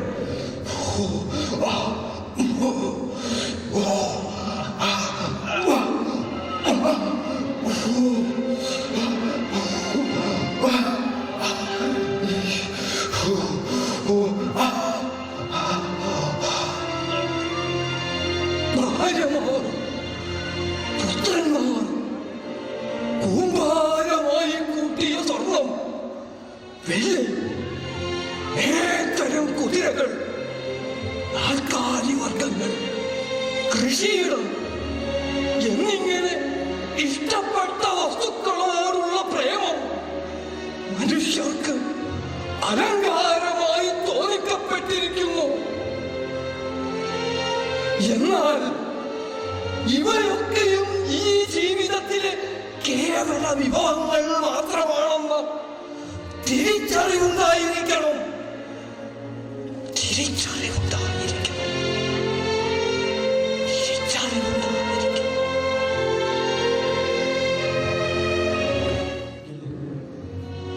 തൊണ്ട നനക്കാൻ പോലും ഒരല്പം വെള്ളം ബാക്കി വെക്കാതെ എല്ലാം നശിപ്പിച്ചു കളഞ്ഞില്ല. ഒരിളക്ക് വെള്ളം കിട്ടാതെ ഒന്നിളകാൻ പോലും സാധ്യമല്ലാത്ത വിധം ഈ ഉള്ളവനും തളർന്നു പോയിട്ടുണ്ട്. വിശപ്പും ദാഹവും സഹിക്കുക വയ്യാതെ എല്ലാവരും ഈ മരുഭൂമിയിൽ കിടന്ന് പ്രാണം വെടിയുമെന്നാ തോന്നുന്നത്. ഫക്കീറന്മാരെ, സംസാരിച്ച് സമയം കളയുന്നില്ല. ഈ ഫക്കീറും വല്ലാതെ ക്ഷീണിതനാണ്. പോയി നോക്കൂ, എവിടുന്നെങ്കിലും അല്പം വെള്ളമോ ഭക്ഷണമോ കിട്ടുമായിരുന്നു. ഇനി എവിടെന്നെങ്കിലും പോയി വാങ്ങാമെന്ന് വെച്ചാൽ തന്നെ ഉണ്ടായിരുന്ന ധനം അത്രയും അവർ കൊള്ള ചെയ്തില്ലേ? ഇല്ല, ഈ ഫക്കീറിന്റെ കയ്യിൽ ഒളിപ്പിച്ച് വെച്ച ഒരു കിഴി ബാക്കിയുണ്ട്. ദേഹപരിശോധന നടത്താത്തത് കൊണ്ട് ഇതെങ്കിലും ഇതാ ബാക്കിയായി. ഇങ്ങനെ തരൂ. വരൂ ഫക്കീർ അല്ലാതെ നമുക്കൊന്ന് പോയി നോക്കാം. ദാരിയസ് ഫക്കീർ, ഈ മനുഷ്യന്റെ അവസ്ഥ അതിദയനീയം തന്നെ. ഈ ഫക്കീറിന് പോകാൻ സമയമായെന്ന് തോന്നുന്നു. ഇനി അധിക നേരം അയാളുടെ ശരീരത്തിന് പ്രാണനെ പിടിച്ചു നിർത്താൻ പറ്റുമെന്ന് തോന്നുന്നില്ല. ആരെങ്കിലും കേൾക്കുന്നുണ്ടോ? ഈ പരിസരത്ത് ആരെങ്കിലും ഉണ്ടോ? ഒരിടക്ക് വെള്ളം തരാൻ. മരണാസന്നനായ ഈ ഫക്കീറിന് ഒരിടക്ക് വെള്ളം തരാൻ. എന്താ, എന്തു പറ്റി? നമ്മുടെ ഈ ഫക്കീറിന്റെ നില അതീവ ഗുരുതരമായിരുന്നു. ഞങ്ങൾ എല്ലായിടത്തും നോക്കി, ഒരാളടക്കമോ വഴിപാടി പോകുമ്പോ എങ്ങും കാണാനില്ല. ഒരു വീടോ കുടിലോ ഈ പരിസരത്ത് എങ്കും ഇല്ല. നമ്മുടെ കൂട്ടത്തിലുള്ള ഒരു ഫക്കീർ പ്രാണം പിളഞ്ഞ് ഒരിറക്ക് വെള്ളം ചോദിക്കുമ്പോൾ അത് കൊടുക്കാൻ പോലും കഴിയാത്ത വിധം എല്ലാ അർത്ഥത്തിലും നമ്മൾ ഫക്കീറന്മാരായി പോയല്ലോ അഭിയാക്കിയ. ഇതാ അഭിയാക്കിയ താങ്കളുടെ കിളി. കിളി അത്യാവശ്യത്തിന് ഉപകാരമേകാത്ത ഈ കിളിയും മരുഭൂമിയിലെ ഈ ചരൽ കല്ലുകളും തമ്മിൽ എന്ത് വ്യത്യാസം? ആപത്തിന് ഉപകരിക്കാത്ത ഈ ധനത്തിന് പിന്നെന്ത് വിലയാ ഉള്ളത്?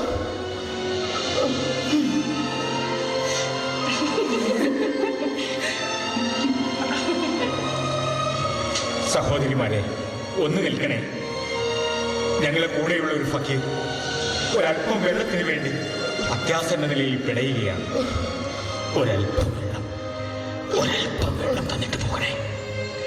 അല്ലാഹുവിന്റെ സമാധാനം ഉണ്ടാകട്ടെ.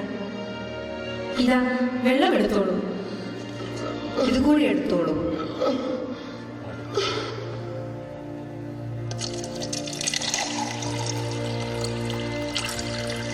സഹോദരിമാരെ, അതിയായ നന്ദിയുണ്ട്. അതിലുപരി ഞങ്ങളെല്ലാം ഏറെ കടപ്പെട്ടിരിക്കുന്നു. ഇത് സ്വീകരിച്ചാലും എന്താ ഇത്? ഒരു ചെറിയ പാരിതോഷികം. ഞങ്ങൾ സന്തോഷപൂർവ്വം തരുന്ന ഈ പാരിതോഷികം ദയവായി സ്വീകരിച്ചാൽ. ഞങ്ങൾ ഒരുപാട് ദൂരം താണ്ടിയാണ് ഈ വെള്ളം കൊണ്ടുവരുന്നത്. എന്നിരുന്നാലും ഞങ്ങളോട് പൊറുക്കണം. ഈ സ്വർണ്ണക്കിഴി നേടാനായിട്ടല്ല ഞങ്ങൾ നിങ്ങൾക്ക് ദാഹജലം നൽകിയത്. പ്രാണൻ വലിഞ്ഞു മുറുകി മരണവെപ്രാളത്താൽ പിടയുന്ന ഒരു മനുഷ്യന്റെ അന്ത്യദാഹമകറ്റാൻ നിങ്ങളിപ്പോൾ നൽകിയ വെള്ളത്തിനുള്ള വിലയൊന്നുമല്ല ഈ കിഴി. ദാഹത്തെ അഭിമുഖീകരിക്കാൻ പ്രാണിയുള്ളവരെ ദാഹശമനത്തിന്റെ സംതൃപ്തി അനുഭവിക്കുന്നുള്ളൂ. നിങ്ങളെല്ലാം ഏതോ കുലീന ജാതരാണെന്ന് നിങ്ങളുടെ സംസാരത്തിലും പെരുമാറ്റത്തിലും പ്രകടമാണ്. ഇതൊരു പ്രതിഫലമായി കരുതണ്ട. തീർച്ചയായും പ്രതിഫലം ആഗ്രഹിച്ചു തന്നെയാണ്. പക്ഷേ അത് താങ്കളുടെ പക്കൽ നിന്നല്ല, താങ്കളെയും ഞങ്ങളെയും എല്ലാം സൃഷ്ടിച്ച പടച്ചറപ്പിന്റെ പക്കൽ നിന്നുള്ള പ്രതിഫലം. അത് മാത്രമാണ് ഞങ്ങൾ ആഗ്രഹിക്കുന്നത്. ഒരുപക്ഷെ ഇവിടെ വെച്ച് ഞങ്ങൾ ഇത് സ്വീകരിച്ചാൽ നാളെ റബ്ബിന്റെ കോടതിയിൽ ഞങ്ങൾക്ക് ഇതിന്റെ പേരിലുള്ള പ്രതിഫലം കിട്ടാതെ പോകും. അത് ഞങ്ങൾക്ക് ഈ നേട്ടത്തെക്കാൾ ഏറെ നഷ്ടമായിരിക്കും. ഏതായാലും നിങ്ങൾ എല്ലാവരും ഇവിടെ തന്നെ വിശ്രമിക്കുക. ഇവിടുന്ന് എങ്ങോട്ടും മാറരുത്. ഞങ്ങൾ പോയി വേണ്ടത് ചെയ്യാം. അതുവരെ ക്ഷമിക്കുക. രണ്ടായുധങ്ങൾക്കാണ് ഏറ്റവും മൂർച്ച കൂടുതലുള്ളത്. ഇരുമ്പായുധത്തിനും സ്നേഹായുധത്തിനും. ഒന്നിനെ രണ്ടായി മുറിച്ചു മാറ്റാൻ ഇരുമ്പെന്ന ആയുധത്തിനാവുന്നു. എന്നാൽ രണ്ടിനെ ഒന്നിപ്പിക്കാൻ സ്നേഹമെന്ന ആയുധത്തിന് പറ്റും. ഫക്കീർ ദാരിയോസ്, നമ്മൾ ലക്ഷ്യസ്ഥാനത്ത് തന്നെയാണ് എത്തിയിരിക്കുന്നത്. ഫക്കീർ അദ്ദാദൻ, എന്താണ് ഈ പറയുന്നത്? ഈ ആള് മനുഷ്യരുമില്ലാത്ത വിജനമായ പ്രദേശമാണോ ഫക്കീർ ഉദ്ദേശിച്ചത്?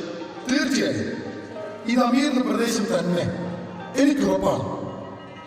കാരണം അമീറിന്റെ പ്രദേശത്തെ ഒരു ജനതയ്ക്കല്ലാതെ ഇങ്ങനെ സംസാരിക്കാൻ കഴിയില്ല, ഇങ്ങനെ പ്രവർത്തിക്കാനും കഴിയില്ല. തീർച്ചയായും നമ്മൾ എത്തേണ്ടിടത്ത് തന്നെയാണ് എത്തിയിരിക്കുന്നത്.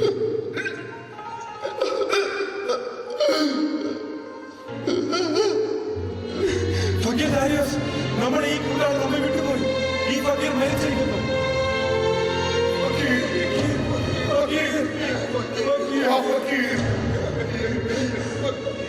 ദുഃഖങ്ങളിൽ കൂടി കടന്നു പോകുമ്പോഴാണ് സുഖം നമുക്ക് അനുഭവവേദ്യമാവുന്നത്. ഗുണമെന്നും ദോഷമെന്നും നാം നിർവചിക്കുന്നത് അത്രയും നിത്യജീവിതത്തെ നമുക്ക് അനുഭവിപ്പിക്കാനുള്ള പ്രകൃതിയുടെ നടപടിയാണ്. ആ പ്രകൃതിയെ തിരിച്ചറിയുന്നവരെ സന്തുഷ്ട ജീവിതം സാധ്യമാവൂ. സന്തുഷ്ട ജീവിതം സാധ്യമാവൂ. സന്തുഷ്ട ജീവിതം സാധ്യമാവൂ.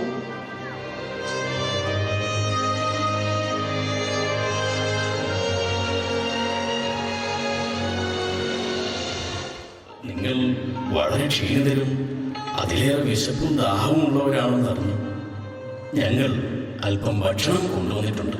വരൂ, എല്ലാവരും വന്ന് ആഹാരം കഴിക്കും. ഞങ്ങളുടെ കൂട്ടത്തിലുള്ള ഒരാൾ മരണപ്പെട്ടു. ഇന്നാ ലില്ലാഹി വ ഇന്നാ ഇലൈഹി റാജിഊൻ. മരണം നമ്മിൽ അതിയായ വ്യസനവും വേദനയും ഉണ്ടാക്കും. എന്നാൽ ആസന്നമായ മരണത്തെ ഒരു നിമിഷം പോലും പിന്തിക്കാനോ പിടിച്ചു നിർത്താനോ മനുഷ്യരായ നമ്മൾക്ക് കഴിയില്ല. മരിച്ച മനുഷ്യന്റെ ശരീരം മറവ് ചെയ്യാൻ വേണ്ട എല്ലാ കാര്യങ്ങളും ഞങ്ങൾ നോക്കിക്കൊള്ളാം. അനിവാര്യമായ അന്ത്യയാത്രാവളി ഉണ്ടായാൽ അനുസരിക്കാതിരിക്കാൻ മനുഷ്യരായ നമുക്ക് കഴിയില്ല. നമുക്ക് സമാധാനിക്കാം. ഏതായാലും നിങ്ങൾ ഭക്ഷണം കഴിക്കും.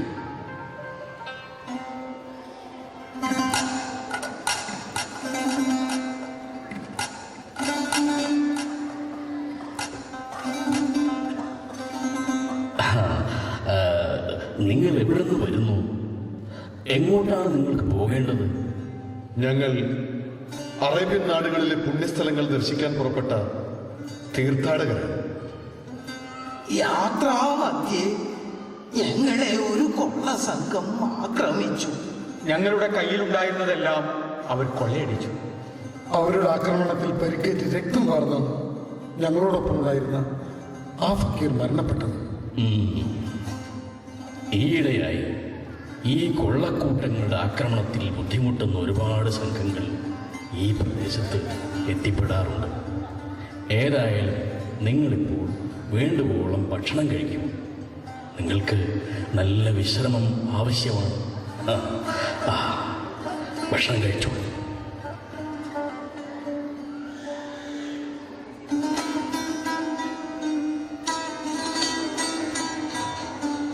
ഫക്കീർ ദാരിയോസ്, നമുക്ക് ഇയാളോട് അന്വേഷിച്ചാലോ? ശരിയാ, അബ്ദാദൻ ഫക്കീർ പറഞ്ഞ പോലെയാണെങ്കിൽ അമീറിനെ ഇവിടെ എല്ലാവർക്കും അറിയാമായിരിക്കുമല്ലോ.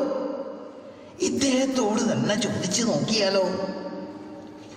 വേണ്ട ഫക്കീറന്മാർ, ചിലപ്പോൾ അദ്ദേഹം നമ്മെ തെറ്റിദ്ധരിക്കും. പുണ്യസ്ഥലങ്ങൾ കാണാനെത്തിയ നമ്മൾ എന്തിനാ അമീറിനെ അന്വേഷിക്കുന്നു?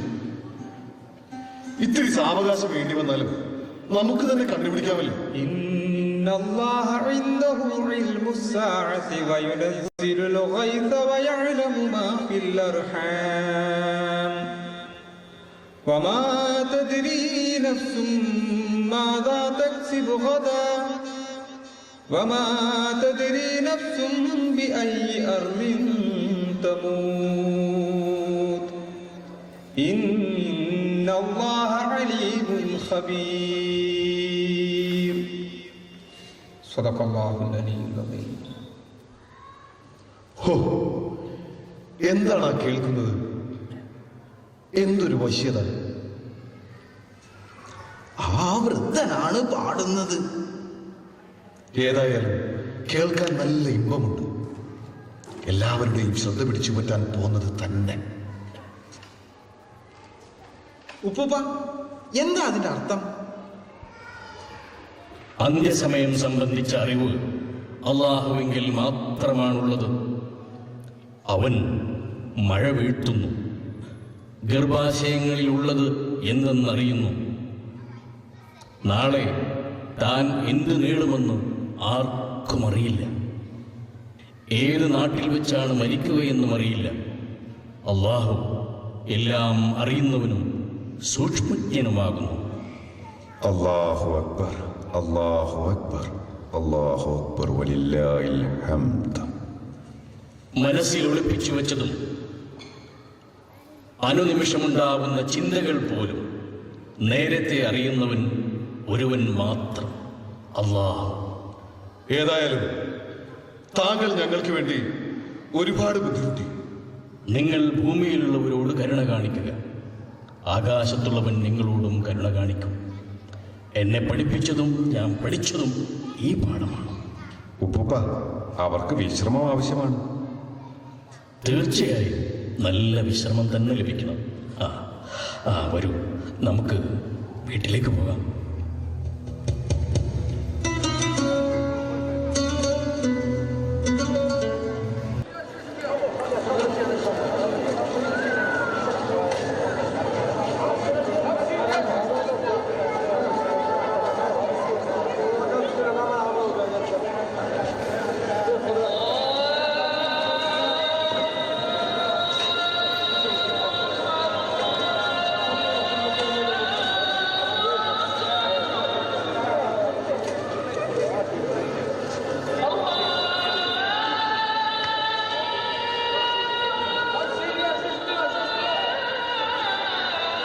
ഇന്നലെ രാത്രി എല്ലാവരും മതിമറന്നുറങ്ങി. അതെ, ഫക്കീർ മാർസാർ പറഞ്ഞത് ശരിയാണ്.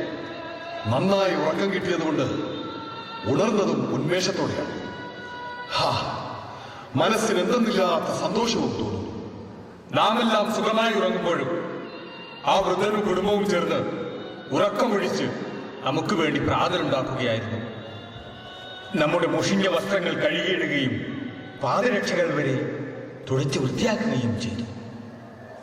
തീർച്ചയായും അദ്ദേഹം ഒരു നല്ല മനുഷ്യൻ തന്നെയാണ്. ഒരു നല്ല മനുഷ്യന്റെ സഹവാസം ഇതാ നമ്മെ ഒരു നല്ല ദിവസത്തിലേക്ക് നയിച്ചിരിക്കുന്നു. اللهم رب هذه الدعوة التامة والصلاة القائمة آت محمدا الوسيلة والفضيلة وابعثه مقاما محمودا الذي وعدته.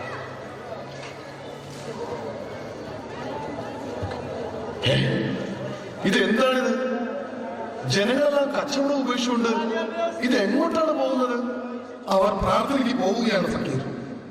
പ്രാർത്ഥനയ്ക്ക് ക്ഷണിച്ചുകൊണ്ടുള്ള വിളിയാണ് നമ്മൾ ആദ്യം കേട്ടത്. വല്ലാത്തൊരു ആശ്ചര്യം തന്നെ.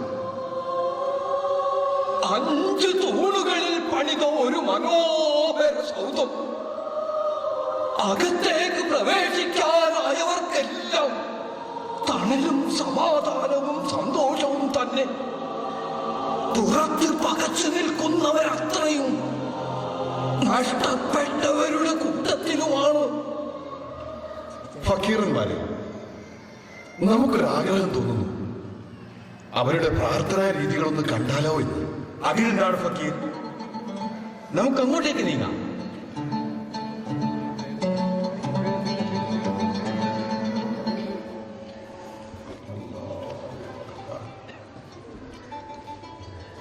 അല്ലാഹു അക്ബർ. അസ്സലാമു അലൈക്കും വറഹ്മത്തുള്ളാഹ്. അസ്സലാമു അലൈക്കും വറഹ്മത്തുള്ളാഹ്. അസ്സലാമു അലൈക്കും വറഹ്മത്തുള്ളാഹ്. സുബ്ഹാനല്ലാഹ്, സുബ്ഹാനല്ലാഹ്. സഹോദരങ്ങളെ, അള്ളാഹുവിന്റെ ഖുർആൻ ഓതിക്കൊണ്ടും അവർക്കിടയിൽ അന്യോന്യം പഠിപ്പിച്ചുകൊണ്ടും ഒരു ജനത അള്ളാഹുവിന്റെ ഭവനങ്ങളിൽ ഒന്നിൽ സമ്മേളിച്ചാൽ അവരിൽ അള്ളാഹുവിന്റെ ശാന്തി ഇറങ്ങുകയും അള്ളാഹുവിന്റെ കാരുണ്യം അവരെ വലയം ചെയ്യുകയും മലക്കുകൾ അവരെ പൊതിയുകയും അള്ളാഹു അവരെപ്പറ്റി തന്റെ സന്നിധിയിലുള്ളവരോട് പറയുകയും ചെയ്യാതിരിക്കില്ല. സുബ്ഹാനല്ലാഹ്, അൽഹംദുലില്ലാഹ്, ലാ ഇലാഹ ഇല്ലല്ലാഹ്, അല്ലാഹു അക്ബർ. സഹോദരങ്ങളെ, ഇഹലോകം സത്യവിശ്വാസിയുടെ ജയിലും സത്യനിഷേധികളുടെ സ്വർഗവുമാണ്. ഭൗതികതയോടുള്ള പ്രേമമാണ് എല്ലാ പാപത്തിൻ്റെയും അടിസ്ഥാനം. അല്ലാഹുവേ, നീയാണ് ഞങ്ങളുടെ രക്ഷാധികാരി. അതിനാൽ ഞങ്ങൾക്ക് നീ പുറത്തു തരികയും ഞങ്ങളോട് കരുണ കാണിക്കുകയും ചെയ്യണമേ. നീയാണ് പൊറുക്കുന്നതിൽ ഉത്തമൻ. ഇഹലോകത്തും പരലോകത്തും ഞങ്ങൾക്ക് നീ നന്മ രേഖപ്പെടുത്തുകയും ചെയ്യണമേ.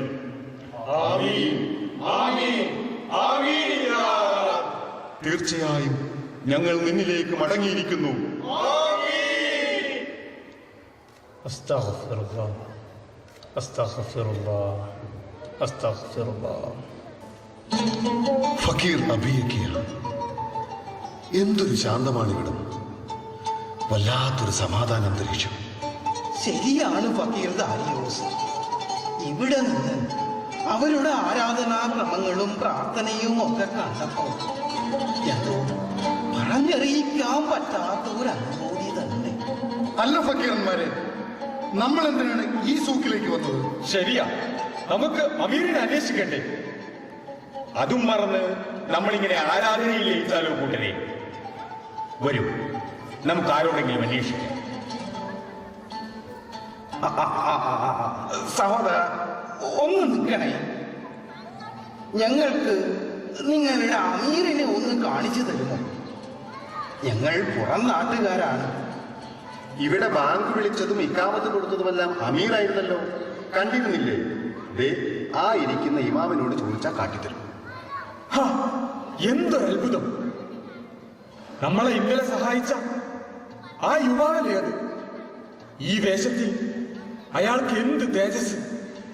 ഏതായാലും വരും, നമുക്ക് ചോദിക്കാം. നിങ്ങൾ ഇവിടെയും എത്തിയോ? എങ്ങനെയുണ്ടായിരുന്നു വിശ്രമമൊക്കെ? താങ്കളെ പോലെയുള്ള പുണ്യാത്മാക്കൾ വസിക്കുന്ന ഈ പ്രദേശങ്ങളിൽ എത്തിപ്പെടുന്നത് തന്നെ പുണ്യമാണ്. എന്താണ് ഈ പ്രാർത്ഥനാ സ്ഥലത്ത്? ഞങ്ങൾക്ക് നിങ്ങളുടെ അമീറിനെ ഒന്ന് കാണണം. ഈ നാടിന്റെ സന്തോഷവും ഐശ്വര്യവും അദ്ദേഹമാണെന്നറിഞ്ഞു എങ്കിൽ പുണ്യസ്ഥലങ്ങൾ സന്ദർശിക്കുന്നതിനോടൊപ്പം മഹാത്മാക്കളെ കാണുന്നതും ഒരു പുണ്യമല്ലേ? നിങ്ങൾ പരസ്പരം കണ്ടതല്ലേ? വിഷമിക്കേണ്ട, ഞാൻ കാണിച്ചു തരാം. വരൂ.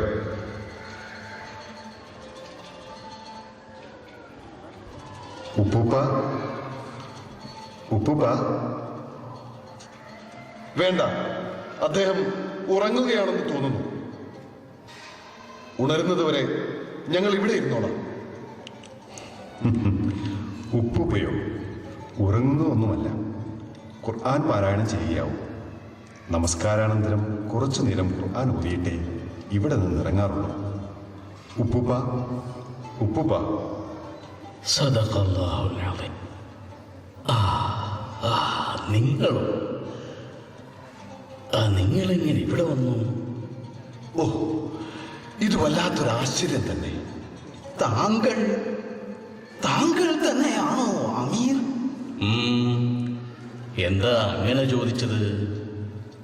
ഒരു നാടിന്റെ എല്ലാമായ താങ്കളായിരുന്നു ഞങ്ങളുടെ മുഷിഞ്ഞ വസ്ത്രങ്ങൾ കഴുകി വൃത്തിയാക്കിയത്. ചെളി പുരണ്ട ഞങ്ങളുടെ പാദരക്ഷകൾ വരെ തുടച്ചു വൃത്തിയാക്കിയ അങ്ങ് തീർച്ചയായും ഒരു മഹാമനുഷ്യൻ തന്നെ. സത്യത്തിൽ ഞങ്ങൾക്ക് താങ്കളെ മനസ്സിലായില്ല. ഞങ്ങൾ താങ്കളെ അന്വേഷിച്ച് നടക്കുകയായിരുന്നു. ആട്ടെ, എന്നെ എന്തിനാ നിങ്ങൾ അന്വേഷിച്ചത്? എല്ലാവരാലും പൂഴ്ത്തപ്പെടുന്ന താങ്കളെ കുറിച്ചറിയണം. പിന്നെ ഈ നാടിന്റെ ഐശ്വര്യം, അതിനെക്കുറിച്ചും ഞങ്ങൾക്കറിയണം. ഐശ്വര്യം എന്നത് സമ്പത്തിന്റെ ആധിക്യമല്ല, എന്നാൽ മനസ്സിന്റെ ധന്യതയാണ് ഐശ്വര്യം. അല്ലാഹുവിന് സ്തുതി. അവനെല്ലാം കാണുന്നവനും കേൾക്കുന്നവനും അറിയുന്നവനുമാകുന്നു. അൽഹംദുലില്ലാഹ്. ഒരു നാടിനെ നയിക്കുന്ന അമീർ എന്ന് കേട്ടപ്പോൾ ഞങ്ങൾ ഇങ്ങനെയല്ലേ വിചാരിച്ചിരുന്നത്? അങ്ങ് ഞങ്ങളുടെ ധാരണകളെ ആകെ തെറ്റിച്ചു കളഞ്ഞിരിക്കുന്നു. പറയൂ, താങ്കൾക്ക് എങ്ങനെ ഈ രാജ്യത്തിന്റെ സന്തോഷമായി മാറാൻ കഴിയും? അപ്പോ അതറിയണമെന്ന് ആഗ്രഹിച്ച് ഇറങ്ങി പുറപ്പെട്ടതാണല്ലേ? ഏതായാലും നമുക്ക് എൻ്റെ വീട്ടിലേക്ക് പോകാം. അവിടെ ചെന്ന് അല്പം ചൂട് ഗഹവയൊക്കെ കുടിച്ചിട്ട് വർത്തമാനങ്ങളാവാം. എന്താ? എന്നാ നമുക്ക് പുറപ്പെടാം. ശരി, അങ്ങയുടെ ഇഷ്ടം പോലെ. ഉപ്പൂപ്പ, വരൂ, ആഹാരം വിളമ്പി വെച്ചിട്ടുണ്ട്. വരൂ, നടക്ക്. വരൂ, ഇരിക്കൂ. ഫക്കീർ മാരിസൺ, നമ്മുടെ മുസാഫിറിനെ കാണുന്നില്ലല്ലോ. അദ്ദേഹം എങ്ങോട്ടാ ഇടയ്ക്കിടയ്ക്ക് ഇങ്ങനെ പോകുന്നത്? സൂക്കിലോ മറ്റോ കറങ്ങി നടക്കുന്നുണ്ടാവും. അലഞ്ഞു മടുക്കുമ്പോ ഇങ്ങെത്തിക്കോളൂ. അമീർ, എന്തൊരു സുന്ദരമായ നാടാണ് താങ്കളുടേത്. ഇവിടെ നോക്കിയാലും ശാന്തിയും സമാധാനവും. ശരിയാണ്. സന്തോഷത്തോടെ പരസ്പരം ആദരിച്ചും ബഹുമാനിച്ചും സ്നേഹിച്ചും ജീവിക്കുന്ന ജനത. കലഹങ്ങളില്ല, എല്ലാ മുഖങ്ങളിലും നിറഞ്ഞ സംതൃപ്തി. വഴിവാണിഭക്കാരും കച്ചവടക്കാരുമെല്ലാം സാധനങ്ങൾ അതേപടി ഇട്ട് പള്ളിയിലേക്ക് പോകുന്നു. ആരും കവരുന്നുമില്ല, പിടിച്ചു പറിക്കുന്നുമില്ല. താങ്കൾ ജീവനോളം സ്നേഹിക്കുന്ന ഒരു ജനത. എന്നാൽ താങ്കൾ ഒരു രാജാവോ ഭരണകർത്താവോ അല്ല. പറയൂ അമീർ, താങ്കൾക്ക് എങ്ങനെ ഇതിന് കഴിഞ്ഞു? ഒരു സാധാരണക്കാരനായി ജീവിതം നയിക്കുന്ന താങ്കൾക്ക് എങ്ങനെ ഈ നാടിന്റെ സന്തോഷവും ഐശ്വര്യവുമായി മാറാൻ കഴിഞ്ഞു? അതാണ് ഞങ്ങൾക്കറിയേണ്ടത്. അത് ഒരു വലിയ കഥയാണ്.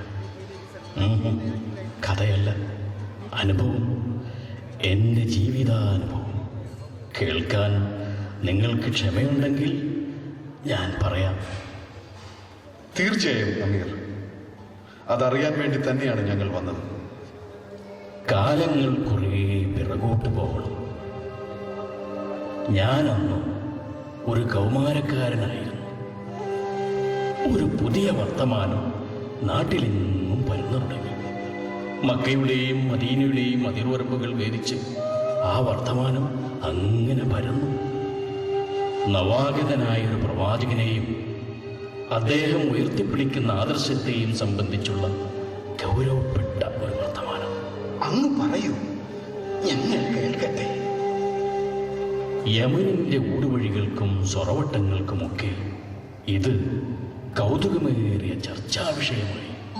അങ്ങനെ യമനിൽ നിന്നും ഒരു സംഘം നിജസ്ഥിതി എന്തെന്ന് നേരിട്ടറിയാൻ തന്നെ ഇറങ്ങിപ്പുറപ്പെട്ടു. ആ സംഘത്തിലെ സാധന സാമഗ്രികളുടെയും വാഹനങ്ങളുടെയും എല്ലാം ചുമതലക്കാരനായി ഈ ഉള്ളവനും നിയോഗിക്കപ്പെട്ടു. അങ്ങനെ ഞങ്ങൾ യാത്ര തുടങ്ങി.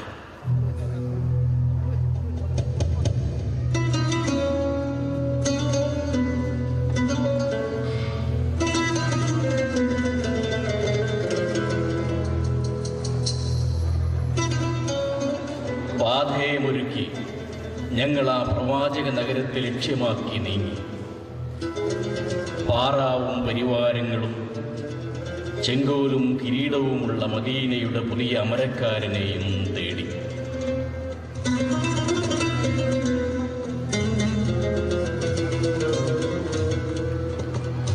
തിരുദൂതരുമായുള്ള നേർക്കാഴ്ച ഞങ്ങളെ അത്ഭുതപ്പെടുത്തി. ഞങ്ങളുടെ കണക്കുകൂട്ടലുകൾ തെറ്റിച്ച് തറയിൽ തൻ്റെ കൂട്ടുകാരോടൊപ്പം ഇരിക്കുകയും പരുത്ത പനയോലയിൽ അന്തിയുറങ്ങുകയും ചെയ്യുന്ന ഒരു സാധാരണ മനുഷ്യൻ. അങ്ങനെ ഞങ്ങൾ യാത്ര ചോദിച്ചു തിരികെ പുറപ്പെടാനും. ഉപചാര മര്യാദകളിൽ അദ്ദേഹം ഞങ്ങളെ ഒട്ടും നിരാശപ്പെടുത്തിയില്ല. സംഘാംഗങ്ങളെ ഓരോരുത്തരെയും അദ്ദേഹം നേരിട്ട് യാത്രയാക്കി കൈനിറയെ സമ്മാനങ്ങൾ നൽകി. എന്നിട്ട് സംഘാംഗങ്ങളിൽ ഇനി ആരെയെങ്കിലും യാത്രയാക്കാനും പാരിതോഷികം നൽകാനുമുണ്ടോ എന്ന് അദ്ദേഹം നേരിട്ട് അന്വേഷിച്ചപ്പോഴാണ് ഈ പാവത്തെക്കുറിച്ച് ഞങ്ങളുടെ യാത്രാസംഘം ഓർത്തത്. ഉടനെ എന്നെയും വിളിക്കാൻ പ്രവാചകൻ ആവശ്യപ്പെട്ടു.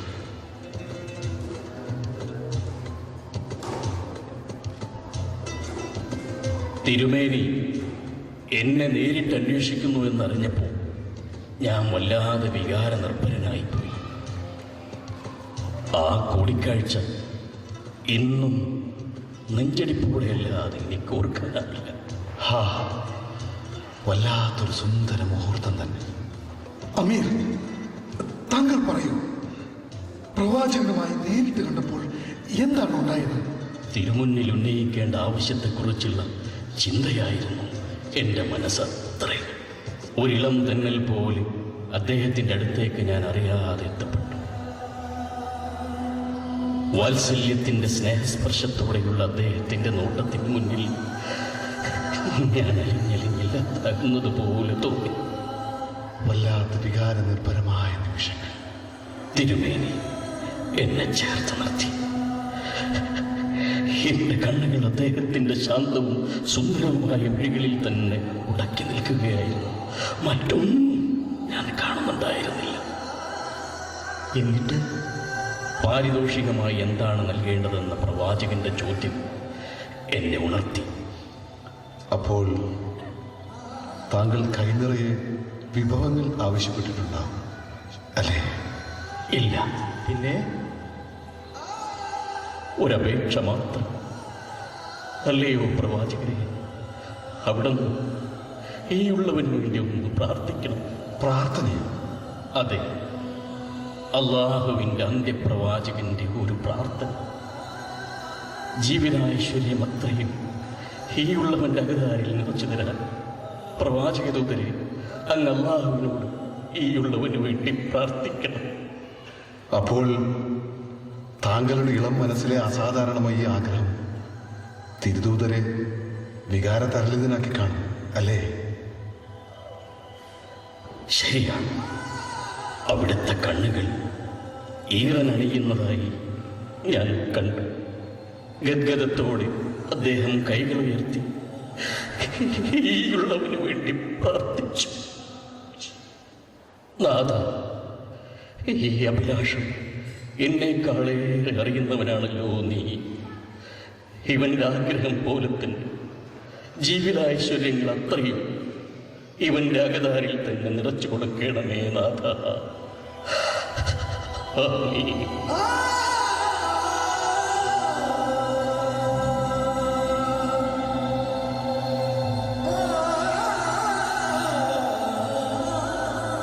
മനസ്സിലായി. താങ്കൾ എങ്ങനെ ഇത്തരത്തിലായി മാറിയെന്നും ജീവിതത്തെ എങ്ങനെ പഠിക്കുകയും ഈ ജനതക്ക് എങ്ങനെ പഠിപ്പിക്കുകയും ചെയ്തുവെന്നും ഇനി വിശദീകരിക്കണമെന്നില്ല. കൊള്ളയും കൊലയും പിടിച്ചു പറയും ദിവസം തോറും കൂടിക്കൂടി വരുന്ന ഒരു നാട്ടിൽ നിന്നും വരുന്നവരാണ് ഞങ്ങൾ. എല്ലാ സൗകര്യങ്ങളും ഉണ്ടായിട്ടും എന്തുകൊണ്ടാണ് ജനം കുറ്റകൃത്യങ്ങളും കൊടും പാവങ്ങളും പിന്നെയും പിന്നെയും ചെയ്യുന്നതെന്നറിയാതെ അസ്വസ്ഥമായിരിക്കുകയായിരുന്നു നമ്മുടെ മനസ്സ്. ഇപ്പോൾ നമുക്കതിന്റെ കാരണം ബോധ്യമായി. നമ്മുടെ പാരമ്പര്യ വിശ്വാസങ്ങളെ തകർക്കാൻ പോന്ന ഒരാശയം തൊട്ടടുത്ത് രൂപപ്പെടുന്നതിന് ഇല്ലാതാക്കാൻ വേഷപ്രച്ഛന്നരായി ഇറങ്ങിയ ഒരു രാജാവും പരിവാരങ്ങളുമാണ് ഞങ്ങൾ.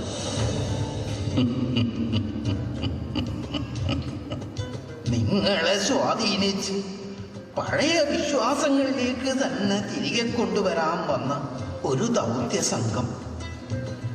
എന്നാൽ ഞങ്ങളുടെ ദൗത്യം ഇതാ പരാജയപ്പെട്ടിരിക്കുന്നു. താങ്കളാണ് ശരി. താങ്കൾ പിന്തുടരുന്ന പാതയാണ് സത്യത്തിന്റെ പാത. തീർച്ചയായും ഇനി ഞങ്ങളും ഈ പാത തന്നെ പിന്തുടരും. തീർച്ചയായും താങ്കൾ വിശ്വസിക്കുന്ന ആദർശത്തിന്റെയും ജീവിതശൈലിയുടെയും പ്രചാരകരായി ഞങ്ങൾ മാറും. ഞങ്ങളിതാ ഈ ദൗത്യം ഏറ്റെടുക്കുകയാണ്. സത്യവിശ്വാസത്തിന്റെയും സമാധാനത്തിന്റെയും പതാക ഇനി ഞങ്ങളുടെ നാട്ടിലും പാറിപ്പറക്കും. ഏതായാലും താങ്കളുടെ നാവിൽ നിന്ന് തന്നെ ഞങ്ങൾക്ക് സത്യവിശ്വാസത്തിന്റെ അടിസ്ഥാന പാഠങ്ങൾ പഠിപ്പിച്ചു തരിക. അൽഹംദുലില്ലാഹ്. എങ്കിൽ ഇനി ഞാൻ പറയുന്നത് മനസ്സിലുറപ്പിച്ച് നാവുകൊണ്ട് ഏറ്റുപറയുക. അഷ്ഹദു അല്ലാ ഇലാഹ ഇല്ലല്ലാഹ് വഅഷ്ഹദു അന്ന മുഹമ്മദർ റസൂലുള്ളാഹ്. അഷ്ഹദു അല്ലാ വഅഷ്ഹദു അന്ന മുഹമ്മദർ റസൂലുള്ളാഹ്. അല്ലാഹുവല്ലാതെ മറ്റൊരാരാധ്യനില്ലെന്നും നിശ്ചയം മുഹമ്മദ് അവന്റെ ദൂതനാണെന്നും സാക്ഷ്യം വഹിക്കുന്നു. അൽഹംദുലില്ലാഹ്. അല്ലാഹു തൗഫീക്ക് നൽകട്ടെ. ആമീൻ യാ റബ്ബൽ ആലമീൻ. എങ്കിൽ ഞങ്ങൾ യാത്ര പറഞ്ഞ് പിരിയുകയാണ്. താങ്കളുടെ മേൽ അള്ളാഹുവിന്റെ സമാധാനം ഉണ്ടാവട്ടെ. താങ്കൾക്കും താങ്കളുടെ സംഘാംഗങ്ങൾക്കും അള്ളാഹുവിൽ നിന്നുള്ള സമാധാനം എപ്പോഴും ഉണ്ടാവട്ടെ. വരൂ, ഞാൻ നിങ്ങളെ യാത്രയാക്കാം. ليس الغنى بكثرة العرب ولكن الغنى غنى النفس.